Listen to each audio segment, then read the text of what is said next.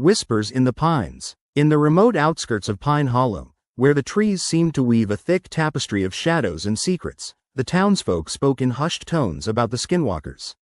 Legend had it that these shape-shifters roamed the woods at night, taking the forms of animals, or worse, of the people who had gone missing over the years. As autumn approached, the air filled with a chill that whispered of change, and the prospect of Halloween stirred an excitement among the local teens. Among them was Mia, a curious and adventurous-spirited 16-year-old. While her friends giddily planned costumes and parties, Mia felt drawn to the mysteries of the forest. On Halloween night, she convinced her friends, Jake and Emily, to join her on a short hike into the woods. They laughed, sharing ghost stories, unaware of the night that awaited them. "Come on, it'll be fun," Mia urged, her excitement contagious. Though the woods were known for their eerie ambiance, the prospect of an adventure was irresistible. With flashlights in hand, they ventured into the tree line. The moon shone brightly above, illuminating the twisted shapes of the trees. Shadows danced, creating phantoms that seemed to watch them. As they climbed further into the forest, Mia insisted on taking a path less traveled, a shortcut she had heard whispered about.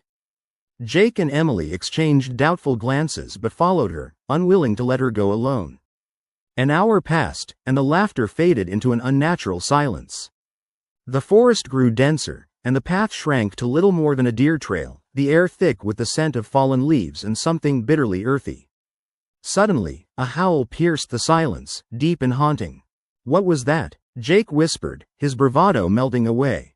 "Just a wolf," Mia replied, though her voice quivered slightly. The legend of the skinwalkers drifted through her mind, but she shook it off. "Let's keep going. This is why we ventured out here." But soon, they noticed something strange. They were no longer on any recognizable trail. The trees seemed to close in tighter, their branches reaching out like skeletal fingers. Suddenly, Mia spotted something ahead, a figure lying on the ground. "Guys, look," she shouted, running towards it. As they approached, she realized it was a small fawn, its body twisted and unmoving. The sight of the lifeless creature sent a chill down her spine. "Let's go back," Jake suggested nervously. The laughter had completely drained from their group, replaced by a palpable unease. Before Mia could respond, a sound echoed through the woods. It was a whisper, soft and seductive, calling her name. "Mia," it trailed like a ghostly caress, chilling her to the bone. "Did you hear that?" Emily whispered. "Yeah, but it's probably just something in the woods," Mia replied, though uncertainty gnawed at her. The whisper came again, this time more insistent. Mia, I think we should," Jake began, but he was cut off as the whisper grew louder, echoing from every direction, circling them. "Just come here, Mia, we're waiting for you." Panic surged as they turned in a circle, flashlight beams slicing through the darkness. "We need to leave now," Emily urged, her voice trembling. Suddenly, a rustle erupted nearby, and a large figure darted through the trees. Mia swung her flashlight to catch it, illuminating a tall, lanky creature that flickered between man and animal. Its limbs twisted grotesquely, and its face wore a visage that was chillingly familiar, a resemblance to the young schoolteacher who had gone missing last year. Mia's heart sank, recognition clawing at her. "What is it?" she stammered, her voice barely a whisper. "Run," Jake yelled, grabbing Mia and Emily, urging them back down the path they had come. They stumbled through the underbrush, adrenaline driving them forward as frantic whispers filled the air.